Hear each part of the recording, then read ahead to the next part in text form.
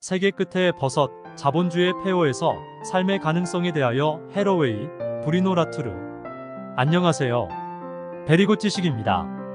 저는 매년 책을 대략 50권에서 60권 정도 읽고 있습니다. 그렇게 3년 동안 책을 읽다 보니 세상을 보는 관점이 상당히 다르게 보였습니다. 내가 현재 생각하고 행동하는 방식에 의문을 품게 되었죠. 화폐, 소비, 노동이라는 자본의 속으로 빨려 들어가는 느낌이 들었죠. 남들은 돈 되는 공부를 열심히 쫓아가더라고요. 공무원 시험 공부, 부동산 및 경제 관련 자격증, 취업을 위한 영어 시험. 근데 과연 그게 올바른 것일까? 남도 하니깐 같이 따라가는 느낌이 들지 않으세요? 과연 그것이 성취를 이루었을 때 우리의 행복은 지속될 것인가? 아니면 일시적일까? 어떤 성취를 이루었을 때 며칠 안 돼서 이런 증상이 찾아옵니다. 우울증, 소외감이 찾아온다고 합니다. 우울증과 소외감을 극복하기 위해서 무엇인가를 열심히 합니다. 쇼핑 중독, 연애 중독, 마약 중독. 대부분 이렇게 빠진다고 합니다. 이런 순환을 벗어나기 위해서 무엇을 해야 될까? 결국 돈 안 되는 학문 공부를 해야 된다. 저는 개인적으로 고전, 철학, 역사, 인류학, 자연생태학, 인문학 관련 서적을 읽고 있는데요. 이런 게 돈이 될 거라 생각하십니까? 전혀 되지 않습니다. 시간 낭비, 비효율적이라고 말할 수 있는 분들이 있겠지만 자본주의 노예 사회 속에 끌려다닐 필요는 없으니까요. 이 책 읽고 나서 많은 분들에게 소개해줘야 되겠다는 생각이 들었습니다. 세계 끝의 버섯은 2015년도 플레이버와이어 학술서 베스트 10, 2015년도 타임즈 최고의 책, 2016년도 그레고리 베이트슨 상 수상을 휩쓸었습니다. 올해 2023년 8월 30일에 번역되어서 나왔습니다. 당시 이 책이 나왔을 때 브리노 라투르 철학자는 이렇게 언급을 합니다. 우리가 자본주의의 폐허에서 살아남아야 한다면 경제, 문화, 생물학, 생존 전략 사이에 전혀 예상하지 못한 연결이 어떻게 가능한지에 대한 사례가 필요합니다. 에나칭은 세계화된 버섯이라는 믿기 힘든 놀라운 사례를 제공합니다. 해러웨이 선언문 책에서 에나칭을 언급하기도 합니다. 개 세계에서 척도 구성을 생각할 때 페미니스트 인류학자인 에나칭이 필요하다. 브루노 라투르, 해러웨이, 에나칭은 친구이면서 서로 다양한 방식으로 소통을 했지요. 다시 본론으로 가서 이 책의 핵심 주제는 송이버섯입니다. 송이버섯을 관찰, 탐구를 통해서 송이버섯과 인간의 관계, 송이버섯과 자연의 관계, 송이버섯과 자본의 관계 등을 다양하게 언급합니다.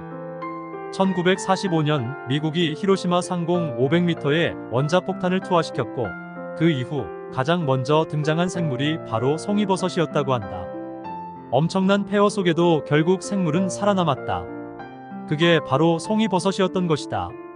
그러면서 송이버섯의 생존을 언급한다.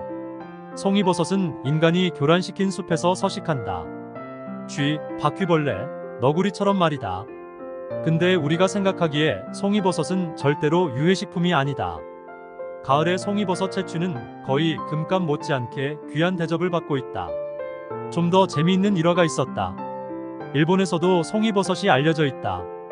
8세기 전후로 알려지기 시작해서 역사 문헌에도 자주 언급이 된 식물이 송이버섯이었다고 한다. 일본 지형은 산악지역이고 나무가 많다 보니 남벌이 되었다. 건물 지을 때, 개간할 때, 땔감 필요할 때 나무가 필요했기 때문이다. 그렇게 남벌이 되다 보니 송이버섯의 가장 흔한 숙주나무인 적송이 인간이 남긴 무기질 토양과 햇빛으로 싹을 틔운다고 한다. 놀랍지 않은가? 송이버섯을 성장하고 돕는 역할이 우리 인간이 했던 것이다. 다시 남벌이 되지 않았던 지역에는 소나무가 울창하게 자라서 햇빛을 가리다 보니 송이버섯은 싹을 틔우지 못했다고 한다. 송이버섯이라는 주제를 가지고 다양하게 표현을 했다.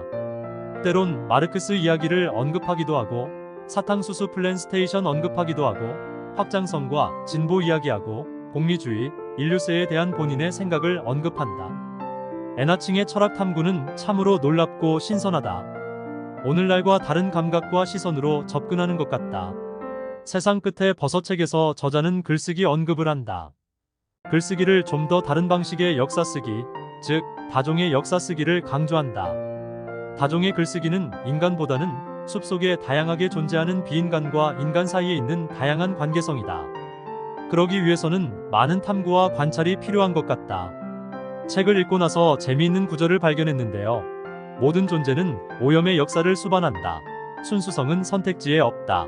불안정성을 유념하는 태도가 갖는 한 가지 장점은 상황에 맞게 변하는 것이 생존의 방식임을 우리에게 상기시켜 준다는 점이다. 협력이란 차이를 수용하여 일한다는 의미로 이것은 곧 오염으로 이어진다. 협력하지 않는다면 우리 모두는 죽는다. 이 책은 무려 500페이지 다루는 거대한 책임이 틀림없지만 구매해서 소장할 만 가치가 충분히 있다고 생각합니다. 하루 3일치 맛있는 간식 먹지 않고 이 책을 구입해보면 어떨까요? 제가 유일하게 아끼지 않는 것이 있는데요. 있다면 책 구매하기입니다.